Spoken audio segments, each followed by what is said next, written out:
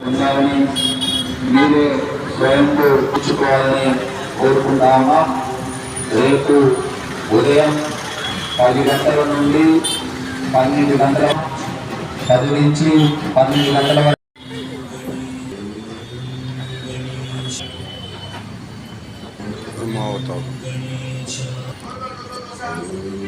నరసింహ అవతారం గణేశాయ నమః. గణేశాయ నమః. గణేశాయ